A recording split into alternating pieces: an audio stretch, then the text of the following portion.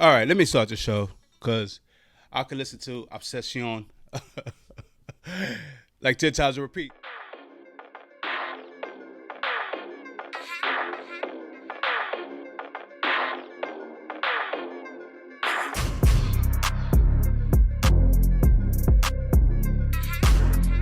What's up, man? It's your boy Marc. Welcome back. Don't Kill the Messenger, episode number 11. That is a 10 and the plus one. And today is April 22nd, 2003. Today's a special day. I'll get to that soon. What is up? Y'all miss me? Did y'all miss me? Because I promise you, from the bottom of my heart, from the bottom of my soul, sincerely looking into this phone, I did not miss you guys at all. No, I miss y'all. Of course I miss y'all. Y'all my people, man. What to do? Hope everyone's had a good week so far. Hope your weekend is even better as always. Yo, I ain't gonna lie, it was sunny outside today, man. Running around today because today was a special day. Like I said, I'll get to that soon. So I was like, let me come in and do the show real quick, chop it up, send it out. You know how we do it, 1, 2, 3. The last show, episode number 10. That was a big one for me. I had my wife with me. She was sitting right here. Beautifulness. Oh man, it went down later that. Let me tell you, I'm just joking. I'm teasing. But yeah, man, it was a good thing. It was a good thing to have her on the show. That episode was important to me. I just wanted of a couples in relationships, whether you're married, just been with someone a long time, and see that no one's perfect. That's even if you bother to watch or even care about things like that. Maybe you do, maybe you don't. But it was important to me to have her. Now she's not one to put her stuff out there like that. She doesn't like the spotlight. She's a very private person. She doesn't like public speaking. She's very reserved. They're like the total opposite. She writes the songs and I sing them, and I have no problem singing them. So the fact that she even came out and did the show, you know what I mean, is a testament to not only her love for me, but to her belief in the brand and what I'm trying to do. Why do I say all that? I say that because I want you guys to know that this is just not a hobby for me. I take my show, I take my podcast very seriously. I know the numbers look low as far as views and as far as likes and as far as subscribers, but like I said, this is literally episode number 11. I like the trajectory where we're moving to. I have no doubt that this thing will grow and become bigger than what it is. So I say that to say thank you for the support and the continued love that you give to me, because when you give me that, I take all that in and it makes me want to go. And so even last week when I didn't do the show, I felt bad. I was like, damn, man, I really want a podcast. But sometimes you got to take a break because honestly, I get tired of hearing my own voice. So I was like, yo, I need a time out. So just know, man, that from the bottom of my heart, I thank you guys. I really do. April 22nd, today's a special day in my household. Why is it? Because today is my son's 19th birthday. Scrap, happy birthday, boy. We love you. Scrap just went out. I guess he's going to do cool shit with cool kids. The boy's 19 years old, man. I remember when I first met him, man. I think he was trying to hustle me crack or weed or some shit like that. He was selling some sort of narcotics. And he said he needed it for college money. Now, I tell that story because I'm corny. And of course, he wasn't. I think it was like selling teddy bears or toys like that for like candy money. But he did say he was doing it for college. And the fact that 6-year-old boy at the time, it's so crazy because my wife's daughter's about to be 6. It's trippy, man. Life goes at you. And the fact that young man's in college, and that he's being a productive member of society, that he's not out here with the foolishness, that he's out here acting and conducting himself like he comes from a good home, it makes us very proud because we know we have someone that we're raising a special young man. So happy birthday to you, Scrap. We love you. Be safe out there. And so all our kids, make us real proud as parents. And any parent should be proud of their children, to be honest with you, especially if they're doing the things that make you proud. You know what I mean? So that's a good thing. Also, 8 days ago was my dad's birthday. Happy birthday to you, OG. You oldest. OG turned 67 years old. All right, full disclosure, bros and sis, thirst. I haven't seen my dad in like 25 years, man. Easily haven't seen him, man. And if I'm being honest, our relationship wasn't always the best. Man, listen, he did some things I didn't agree with. The way him and my mom ended and, kind of fell out, I wasn't with it. And, as a boy, you was going to be team mama, right? But as I've grown older and I've acquired things like empathy and understanding and wisdom, as my grandfather will always say, you'll understand when you become a man. He didn't like some of my father's actions, but he understood it because my grandfather did some of those actions. And as I grew up, and I did, not all of them, but I did some of those actions, I could totally understand, because it's really not easy being a man. You know what I mean? And we're pro man on this show. So I forgave him for all that stuff. And over the last 10 plus years, we have a relationship where we speak on the phone at least once a week, man. And you know, Pops is he's hanging in there, man. According to all accounts, according to him, he's the healthiest 67-year-old human being in the world of human beings. So you know, it's just it's a good thing. I'm glad that both of my parents are around. What was done in the past is done in the past. I can't tell anyone else how to live their lives, but me personally, I choose to not kind of focus on that stuff, because if you focus on what happened to you in the past, it could kind of hinder you from growing. So, Pop, happy birthday to you, OG. Whatever you're doing out there, I'm pretty sure you're doing it how you could do it, and that's cool. Now, why did I take last Friday off? Why didn't put any content out? Because, one, I was tired of hearing my own voice. I was like, yo, we need a timeout. Bro, if I hear myself talk on this microphone... I already want to stop recording and leave. I got so tired of hearing my voice, but I just needed a timeout. My baby girl was off from school, so I was like, you know, let me kick it with her. So and let me kick it with Mama Love. So I also, my niece and my nephews, I haven't really spent any cute quality time with them, man. So I took baby girl, took Mama Love, took the niece and the nephew. We went to go see the new Mario brother. Now I'm not gonna lie to you. The Mario Bros was excellent. It's like setting all box office records. It got killed though by the critics, and which I didn't understand after I seen it. I was like, yo, man, this movie is this is a really good movie. So of course, me wanting to find out information as why the movie was getting killed. I didn't know this prior to seeing the movie. The movie Mario, the character, was voiced by Chris Pratt. Marc, who's Chris Pratt? Bro, he's the guy from Guardian of Galaxy, Star-Lord, you know what I mean? Now, I ain't gonna lie to you. Chris Pratt, the person, seems to be a real cool dude. He seems to stand on what he stands on, and I salute him for that. I hate Star-Lord. There's no way. I hate Star-Lord got Iron Man killed, bro. I'm not rocking with Star-Lord. But Chris Pratt seems like a pretty decent dude. So why was Chris Pratt getting killed for Mario Brothers? I tell you why. Because he's not Italian. As we know, these characters, Mario and Luigi, his brother, they're based off Italian plumbers. So it seems like people were mad that Chris Pratt was voicing an Italian character. And if you heard Mario, you know he says like stereotypical like Italian shit, like, it's a Mario. I mean, yo, bro, honestly, that shit was so good, I could do it. It's a Mario. Hire me for part 2, bro. I could knock that shit out the park. Dead ass. So anyway, so Chris Pratt was in a little controversy, and I don't understand why, but I also know that Chris Pratt is like a Christian, and I know he's a conservative, and hey, man, if I could be totally honest with you guys, no one is digging Christian conservatives nowadays. Like, nobody.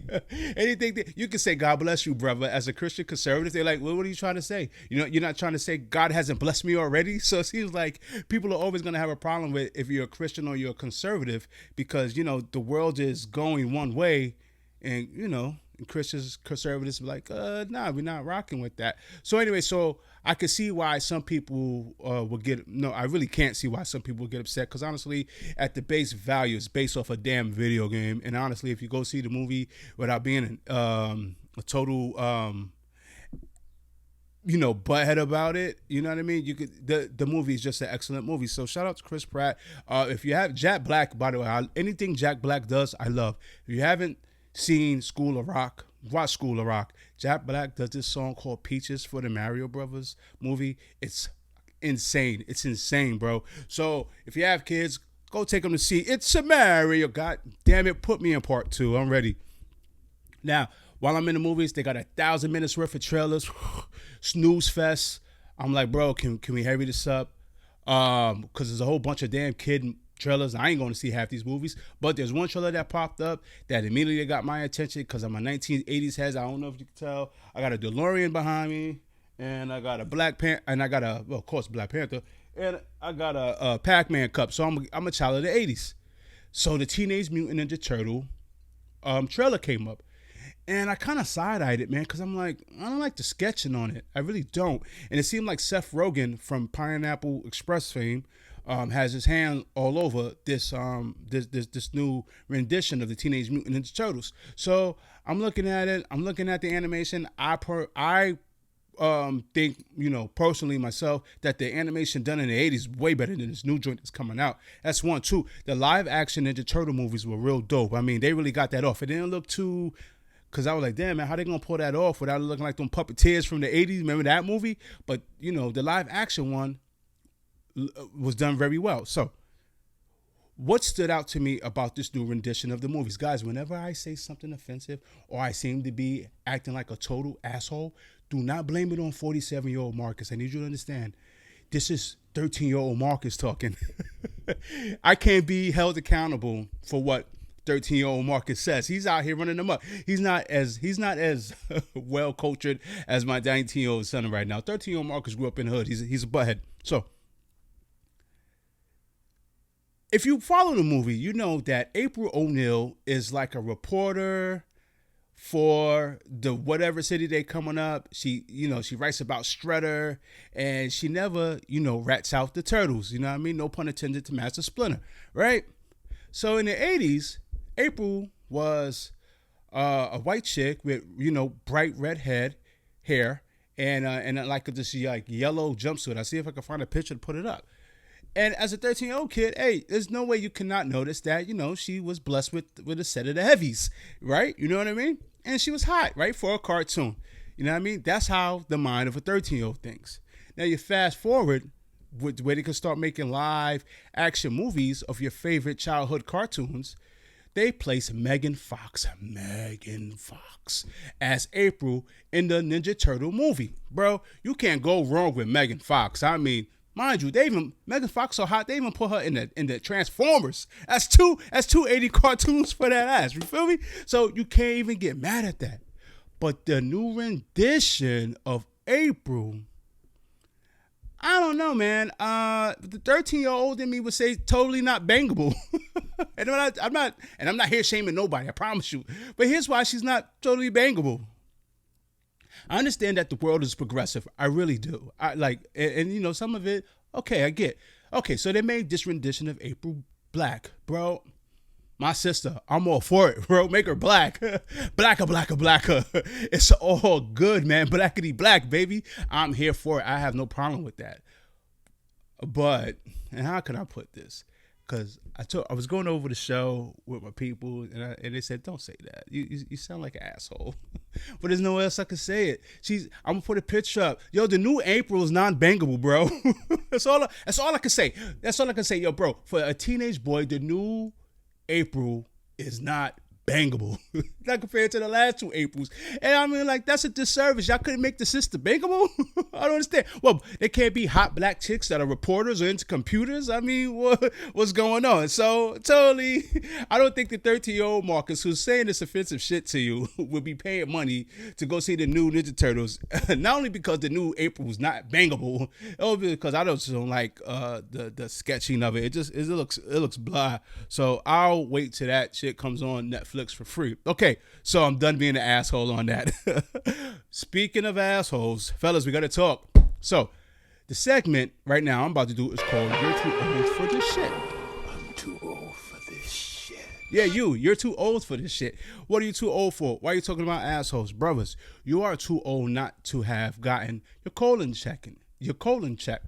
You need a colonoscopy, especially if you're my age. Listen, let's stop fronting. If you're born in 1975, you know how old you are. 50 is knocking down your door. Now, some people think that you have to wait until you're 50 years old to get one. No, especially if you are, how can I put this? Especially if your ass is black. No. Black men seem to get colon cancer at a higher rate than anybody else. And we also seem to die from colon cancer at a higher rate than anybody else. Marcus, why is this? Why is the bros dying? Well, let's talk about the obvious reason why the bros are dying from colon cancer. It's one, there's a stigma with going to get a colonoscopy because, guys, we're adults. They're going to put something up your rectum. There's no way it's colon and rectum. It's all in the same area, guys. There's no way you're getting out of it. There's no way you're getting out of that. So black men have a stigma about that because everything has to be through the lens of yo man, no homo, pause, hey yo, and all that stuff, which is funny, but it's not funny getting cancer in your ass, and it's definitely not funny dying from it because you have a stigma and a childlike thought process that you're a man's man and I ain't letting no one put nothing up my butt. Okay, let me give you guys a story. I had a colonoscopy 2 years ago, and they found maybe three or maybe four. I want to say it was four non-cancerous polyps, very small. There was not going to be a concern, and they pulled them right out. They pulled them immediately out because what they do when they go up in that part of you, which you don't want them to, is like a small little camera. They see what's in there. If it's no signs, good. If it's small little polyps that's not cancerous, even better, get them up out of there. And that's what they did. Now, because they found that in me, and they say I have nothing to worry about, instead of going every 5 years, they want me to come back from every 2 years. And when I see my primary in July, which I set an appointment for, I will make an appointment for the colonoscopy. I will do that. So the reason why brothers are dying at a high rate because of that stigma of putting things up your butt. Brothers, listen, especially if you're a father, especially if you're a provider, if you're a protector, if you a husband, you know what I mean? Do it for your family, you know what I mean? Because you don't want them to die because of a childlike ignorance, because you're scared of a particular medical procedure or you deem it, to be going to the other side, quote unquote. It's nothing like that. There's nothing, and I mean nothing. You talk to a guy who had it. There's nothing sexual about this procedure. I say get it done. Okay, what's the second thing that causes black guys to get this more than any other race? Guys, you got to change our diet, man. I don't know how else to tell you it. It's got to be real. Yo, I like a burger just like the next man. I really do. You know what I mean? But bros, you can't eat burgers. You can't eat red meat 5-7 times a week. You just can't do it. Well, it depends on how you cook it, honestly, because sometimes we'll get into that whole thing later. Like hunters get like real meat, like elk meat and all that stuff. That's real meat. But some of the stuff we buy from the supermarket is not the best meat, especially the red meat. So you gotta watch what you eat, and you gotta prepare your food. You gotta put more fiber in your diet, guys. Guys, you go to the produce section. You see how bright it looks. I used to be a vegan a couple of years ago. I'm not a vegan anymore, but whatever I learned being a vegan. Because sometimes vegans could be fucking assholes too. But that's neither here nor there because they get so crazy. But whatever I learned from that lifestyle, I carried a little bit over. And what I carry from there is that you got to eat you got to eat your fruits and your vegetables, man. There's some stuff you just got to eat. It's good for your gut health. It's good for your digestive system. You know what I mean?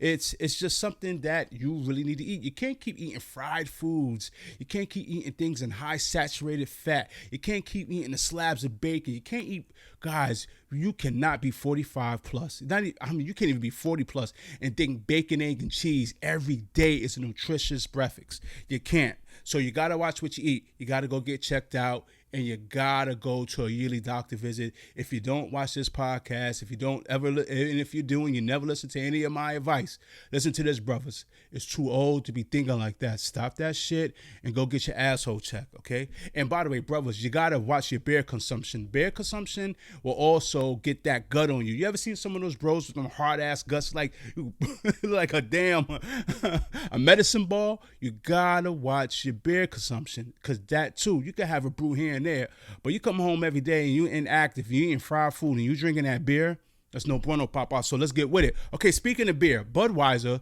was in a and honestly, this thing has been in the news for at least a good 3 weeks. I thought by the time I recorded, I wasn't going to be able to talk about it because it had been, through the news cycle. But no, this shit is still here. Marc, what's up? Why is Budweiser making news? I'm going to tell you why. Okay, guys, there's this dude. Well, not a dude. There's this trans woman named Dylan Mulvaney. Who's Dylan Mulvaney? Okay, so this is a young influencer,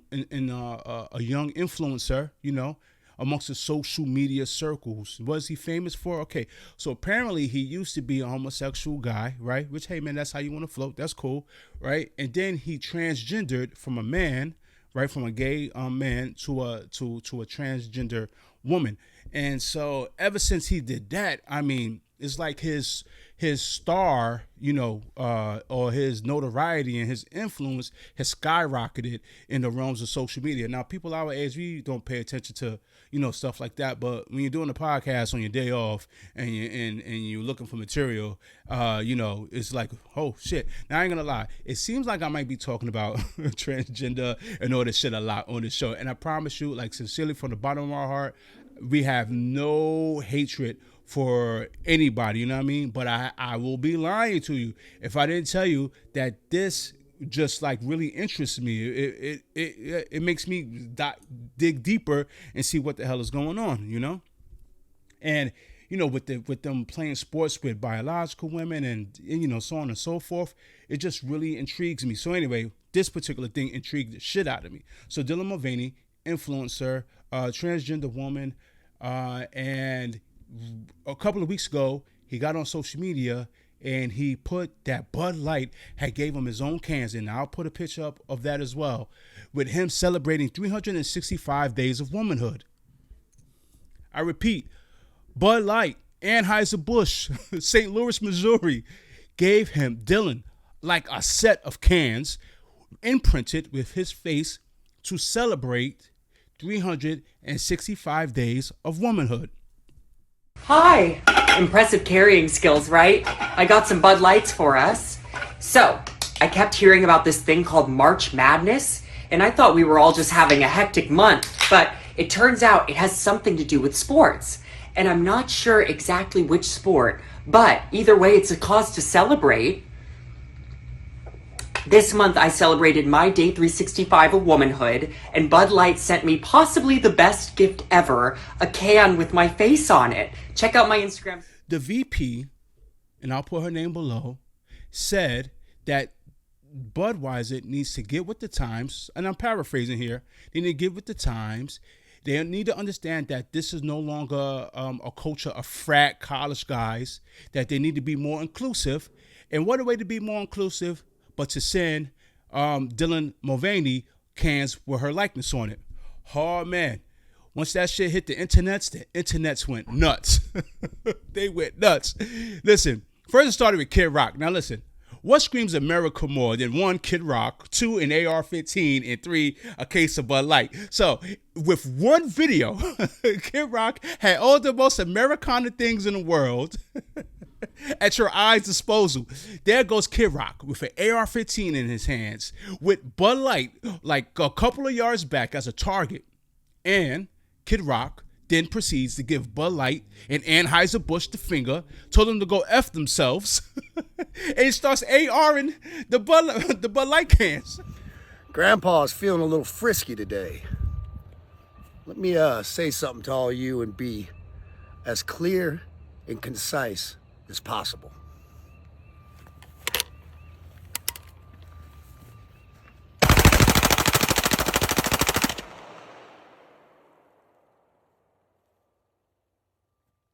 Fuck Bud Light and fuck Anheuser-Busch. Have a terrific day. I mean, it's some phenomenal shit. It's like, whoa, what's going on here? But it didn't stop there.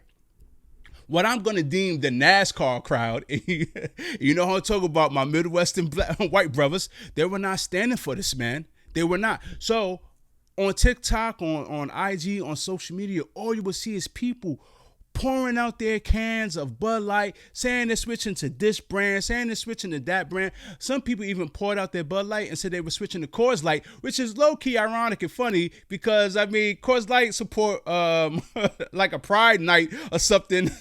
So it's like, hey, bros, y'all might want to fact check before you start switching beers if you're mad at this. So, I mean, the TikToks were crazy. Like, I'm going to put some of them up. Some of these TikToks were hilarious. Yo, what you doing? Why you drinking Bud Light? It's good. You didn't hear about what they did? Told me. All right.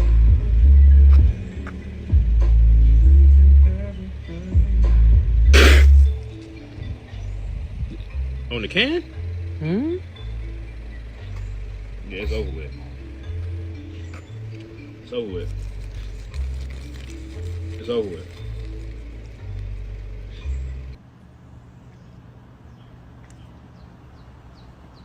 What's everybody bitching about this shit? Motherfucker. All right, man. So, I don't know if you guys remember, but back in the day in the 90s, Budweiser used to have this thing called the Bud Bowl. And they used to have like bottles of beers and helmets. And as a kid, man, that shit was dope, bro. It really was. But so now Budweiser realized that they're facing a backlash. But they're not only facing a backlash on social media, they're facing a backlash in their wallet. Because since this Dylan Mulvaney controversy, popped off, Budweiser has lost billions of dollars in revenues and stocks and whatever since this. There's bars saying they can't even give away Bud Light, Budweiser, whatever. If it has Anheuser-Busch, get away with that. They can't even give the product away. You know what I mean? And it shows me something. And here's what I take away from all of that. Here's what I take away from all of that. Because it's just really phenomenal. One, the power of the boycott. Now listen, whether you agree with them, honestly, me personally, people ask me, you going to stop drinking Bud Light? Bro, I never drunk Bud Light. I'm a black dude from the South Bronx, man. If it's not a Corona, if it's not a Heineken, if it's not a Presidente, shit, even a Modelo, bro. I don't drink Bud Light, so I don't have a horse in the race here. You know what I mean? I don't. But I can see why its core, buyership is pissed off about it. Come on, man, you should know your core. But bros, Budweiser, you know your core base. But anyway. So what did Budweiser do? Because now they're on scramble mode. They're on PR mode. They're trying to rein the customers back in. They released the Clydesdales. Now, the Clydesdale is a beautiful horse, and is known synonymously with Budweiser advertisement. And so Budweiser put this commercial out with the Clydesdale. And the Clydesdale is galloping, and it's looking all majestic and powerful. And his core base is like, man, get out of here with that shit, bro. we want none of that, bro. Take your horses and get the hell out of here.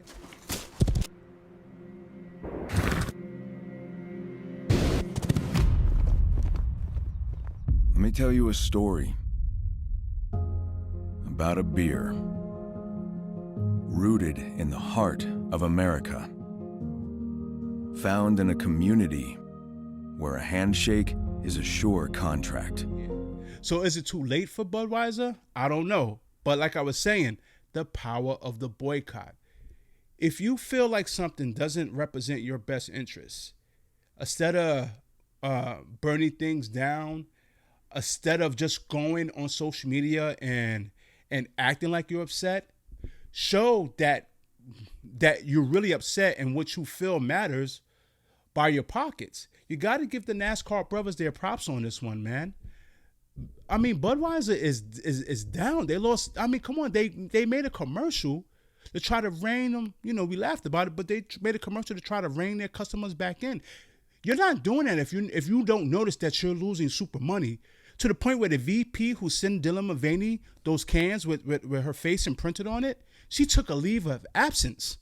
So by people boycotting, by people saying, no, you know what? I refuse to support you and what you stand for. I'm not giving you another dime of my money. The brothers, and I mean, when I say the brothers, I mean the brothers, we can learn something from that. That's a boycott. That's how you hit people. That's how you affect change. Because when it comes down to it, bro, don't forget about black, white, whatever. It's all about the mighty dollar. And if you start affecting people and their bottom lines, you will see things change faster than you could ever believe. So, one, the boycott is amazing, whether you agree with them or not. Just the fact that this is how you shift the, things in culture is bottom line. That's one.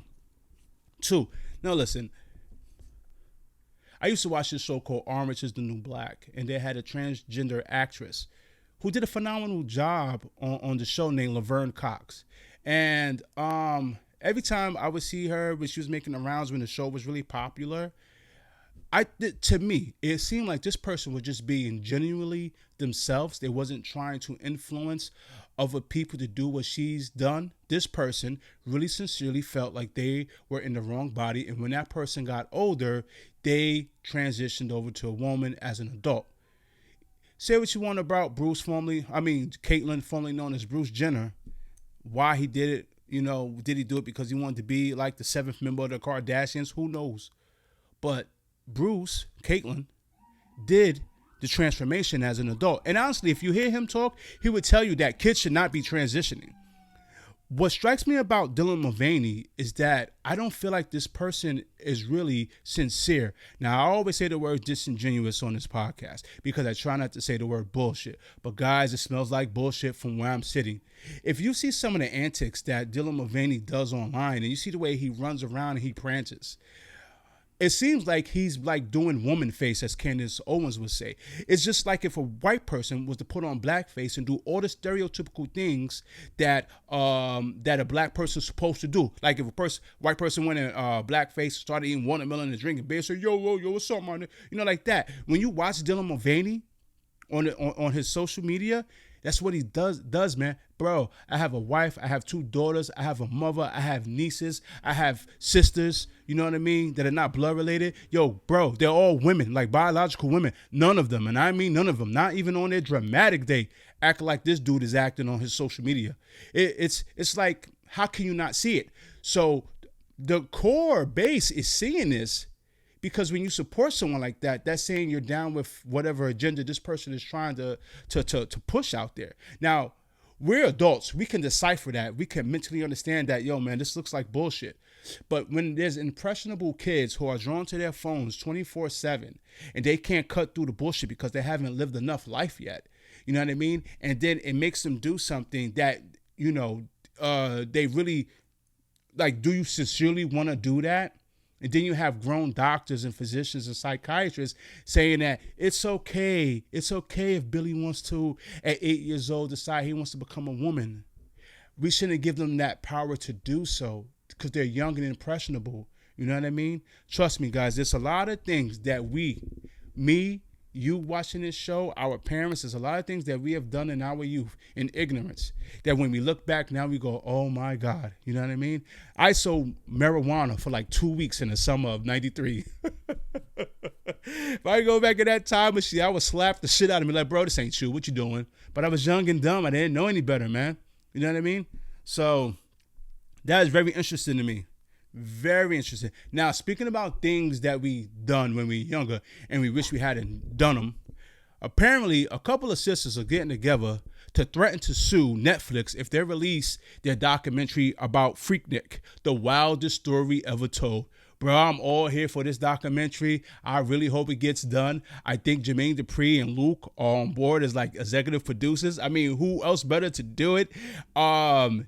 But these sisters are not having it. Why are the sisters not having it? Now, what is Freaknik? Okay, Freaknik was a party thrown by historically black colleges back in the late 80s, early 90s. And, hey, man, the title says it all. Freaknik. It's like a picnic, but full of freaks. And people went there, young, impressionable teenagers, you know, and they do what teenagers do. You're grinding on people. You're throwing it up. They twerking. I mean, they were twerking before we even named it twerking. That's what was going on in Freaknik. Now, I grew up in the Bronx, man.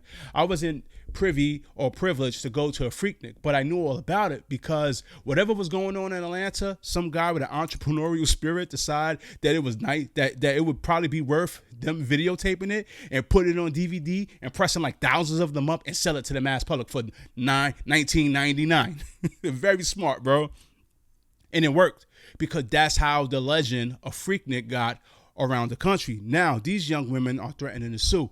Some of these women are now, they're probably my age or in their 50s, and some of these women are probably now in the stature of life where they don't want their past to come back and haunt them. Some of them might be politicians. Some of them might even be the preacher's wife. Some might be the principal at your school, whatever.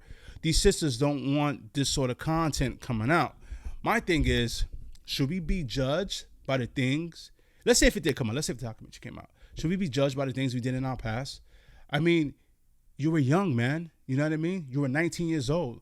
Why would anyone care? I tell you why. Because we live in a culture that people will go back 10 years ago, grab whatever you said, grab a tweet, grab a post, grab a whatever, and use it I mean, I seen they did it. Kevin Hart posted something like 15 years ago, and somebody went back. I don't know who has the time to do that, but they went back and it cost them like I believe hosting a Grammy gig or something like that. So people would do that. I don't think that's right. You know what I mean? And that's why I believe these women are threatening to sue. You know, but how do they know they're even in the documentary? But that's how much footage is out there. So you never know what's gonna pop up on the screen if and when that documentary does. I'm definitely gonna keep y'all focused on that because you know, these sisters are not trying to hear that.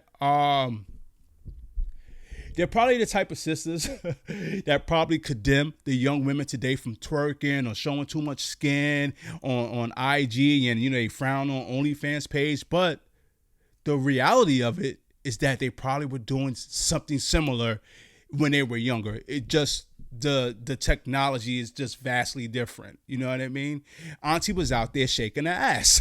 If your auntie was that Freaknik, bro, more than likely she was in the back of somebody's 92 Dodge Camaro shaking that ass a Tootsie Roll.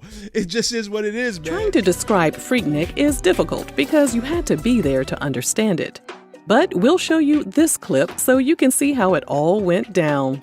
Oh, and don't be surprised if you see your mom and your aunties in this footage. Yo, yo!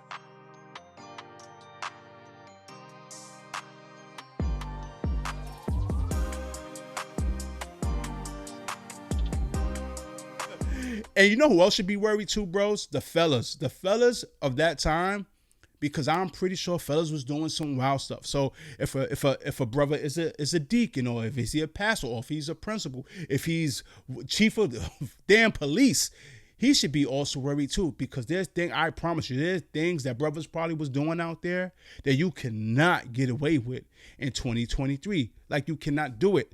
You know, it was so funny. So I was watching Netflix the other day, and apparently they came out with like Surviving R. Kelly number 294, right? I'm not watching that. You know what I mean? We all know the story. This dude's in jail. Who gives a shit?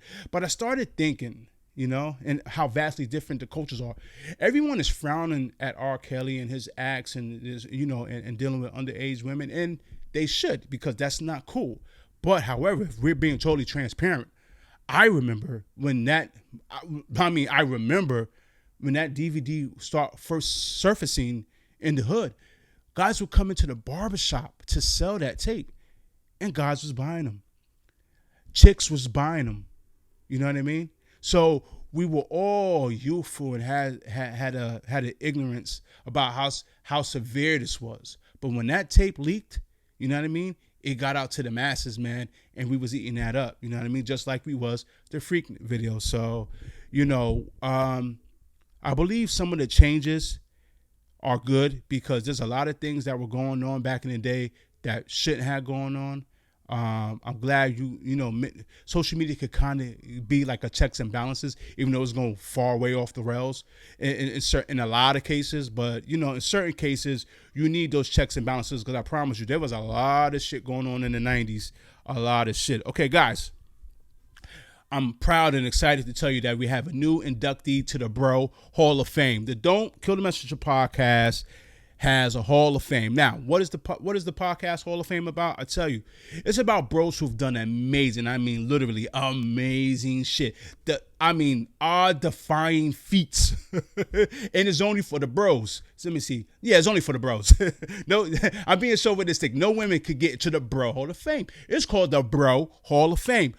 I don't know if you know, but I have the utmost admiration and respect for A$AP Rocky. Why? As I said 1,000 times, how many times has he knocked up Rihanna? Not once, but twice.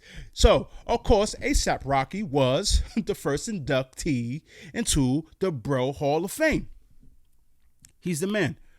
Now, with the vote of 100%, and there's only 3 people who vote, me, myself, and I, we have another inductee into the Bro Hall of Fame. Who is the inductee? Who's the new inductee? Guys, soccer player Akrif Kimi. And I hope I said his name right. I probably destroyed it. But we're going to call him Brother Hakimi. Hold on. I got to say this guy's name right. Hold on. Because I am totally screwing this dude's name up. Let me see. This guy, what's this guy name, man? This guy name is, Brother Arif Hakimi. Okay, why is Brother Arif Hakimi? We're going to call him Brother Hakimi for sure, because I'll screw up his first name the whole show, and you'll hate me for it. Why is he the newest member of the Bro Hall of Fame? Because he dodged the bullet. This is what the good brother did. Okay, so back in 2020, the good bro got married to a hot wife. Now, mind you, she's 36, he's 24. That's a 12-8. That's a 12. That's a big age gap. When it's the other way around, when it's the older woman marrying the rich younger guy, you already know where this is going, right? You already know. So it went that way. They were married 2020. She's now filing for divorce. Now, mind you, she makes a pretty good, decent living herself, but not as much as Brother Hakimi. Brother Hakimi is the 6th richest soccer player in the world. That's right. Number 6, ladies and gentlemen. Okay, so what? Is he on the Hall of Fame? Is he on the Bro Hall of Fame because he's rich? No. There's a lot of rich people. They don't make the Bro Hall of Fame. You got to do some amazing shit to make the Bro Hall of Fame. What did he do? Okay, she divorces him. She takes him to court, of course. She wants half his money. You know what I mean? So that's what puts him in the Rick Ross, you wasn't with me when I was shooting in the gym category. Comes to find out, he has nothing in his name. Come to find out, he owns nothing. What you mean he owns nothing, Mark? He's the 6th richest soccer player in the world. What did Brother Hakimi do? Brother Hakimi took the hood motto and he literally performed it to perfection. What's the hood motto? Okay, in the hood, if we say shit like, I'm going to put that in my mama's name, do you understand what we mean? We're going to put it in our mama's name because why? Mama has better credit than us. So if you want a car, get it in your mama's name. Cell phone bill, get it in your mama's name. Light bill, get it in your mama's name. So we do it because one, you probably have shitty credit, and two, when the creditors come, we ain't shit. We ain't trying to pay them. So you get it in your mama's name. He put it in his mama's name, but not for those reasons. He put it in his mama name for days like this. So God forbid, and it came to fruition, if he gets divorced, and when she comes knocking, talking about she wants half, he has nothing. When he wants a car, who he has to ask? His mama. When he wants a house, who he has to go ask? His mama. Why does he have to ask his mama? Because 80% of his paycheck goes to his mother. 80% of his paycheck is automatically given and put into his mama's account. 80%.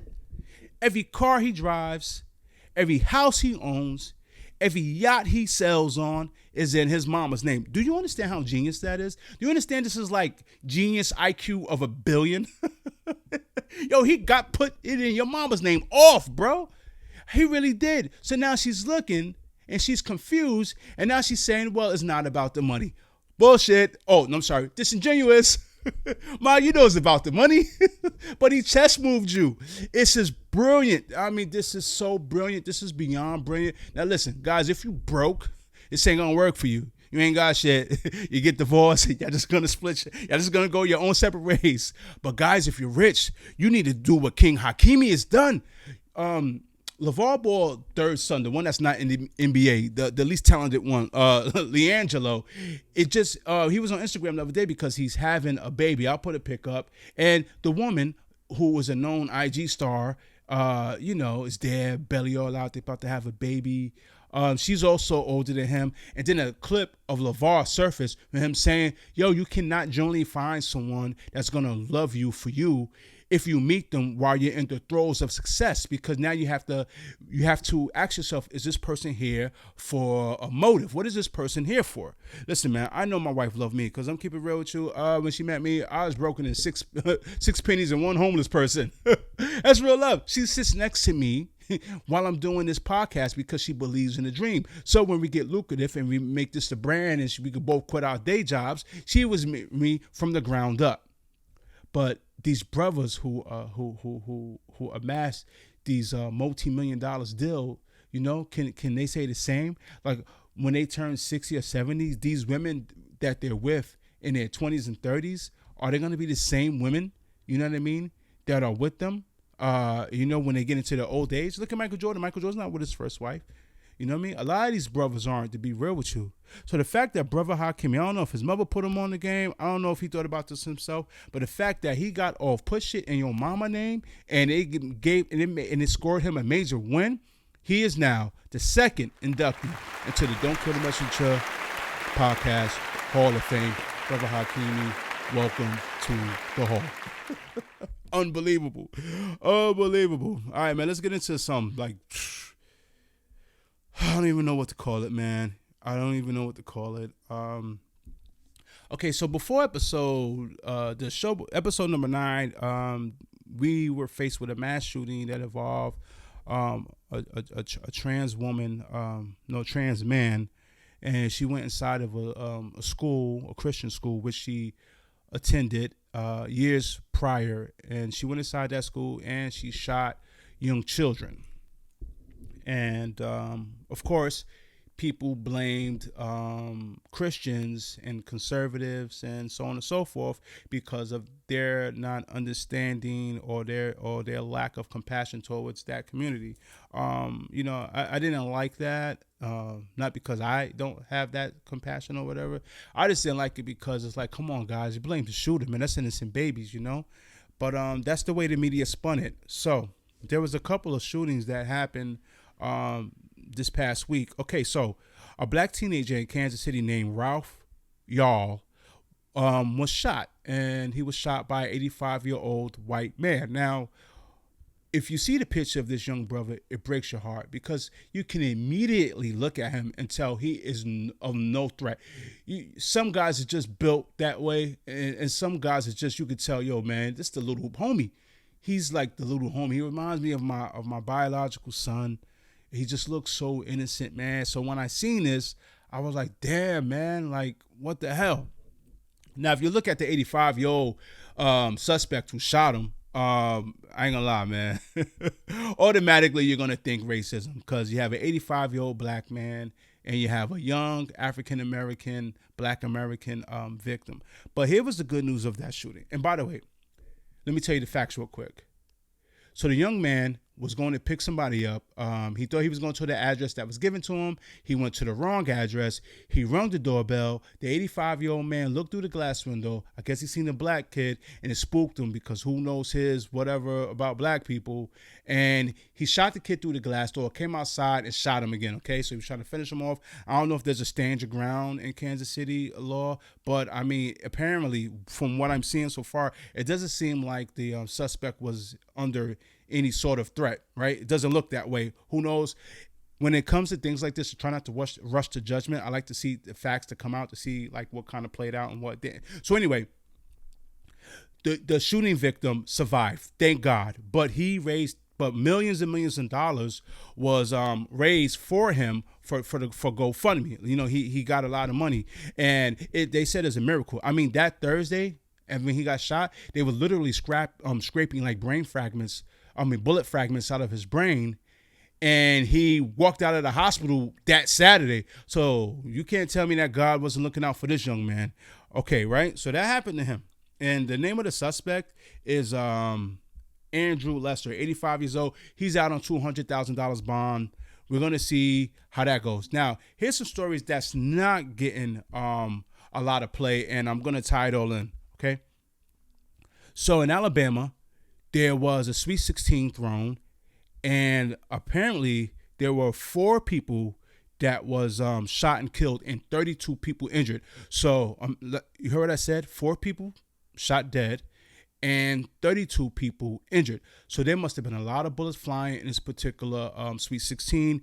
And my prayers and thoughts, and it's like sincerely as a father with kids, goes out to the parents who lost their kids. One of the guys that died was the person who was the sisters who was having the Sweet 16. Her 18-year-old brother Phil Dowdell passed away. And there was an 19-year-old who passed away and a 23-year-old. So unfortunately, it was a lot of death. But I'm not going to lie to you. I didn't hear a lot about that shooting. I really didn't. I only heard about it because I watched certain things. But you heard about young Ralph Yarlin and the 85-year-old, shooter. There was also another shooting that took place in North Carolina. Now, this gunman named Robert Louis Singletary, he got pissed off because a basketball came into his yard, and he got pissed off, and he grabbed his guns and he started shooting. And he injured the dad. He started shooting towards the direction of the family. The father was still in the hospital.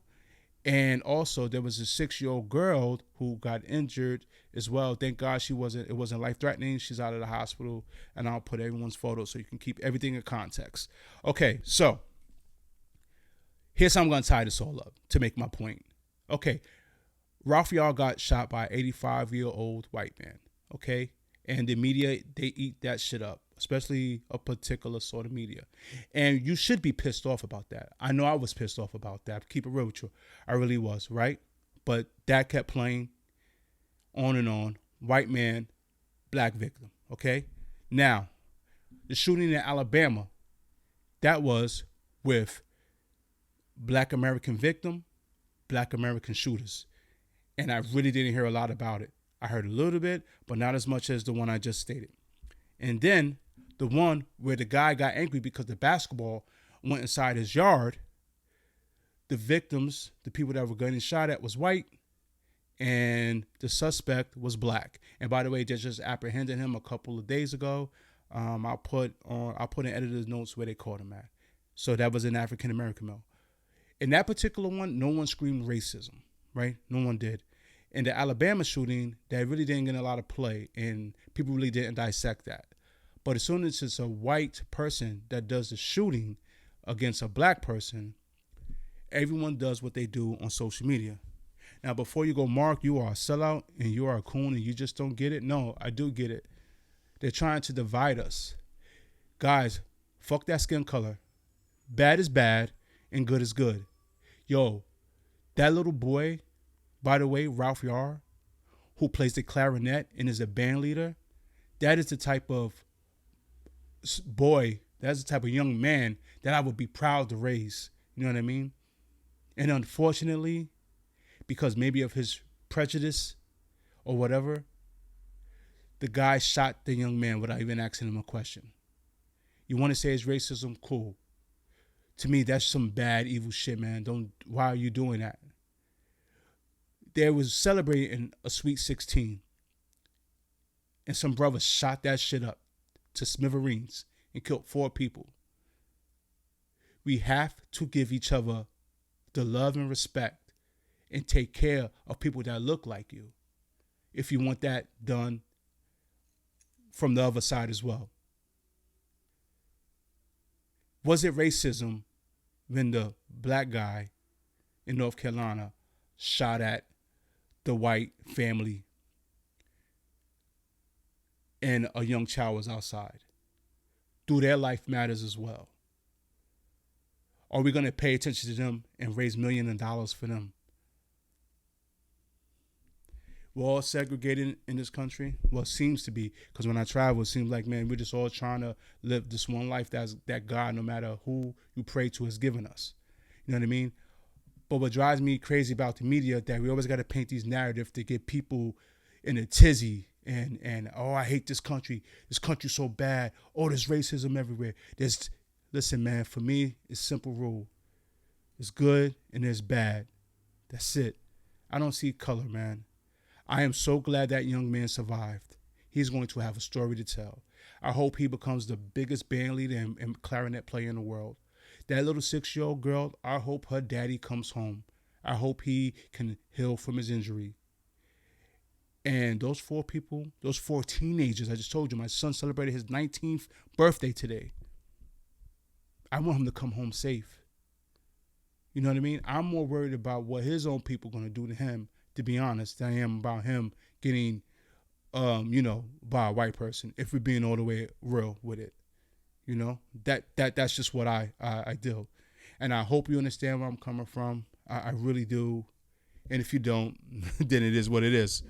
And people, with that being said, today is time for message of the day. Now, I'm like, yo, listen, man, what should be my message of the day? What should be the theme? You know, because it seemed like I always have the same theme.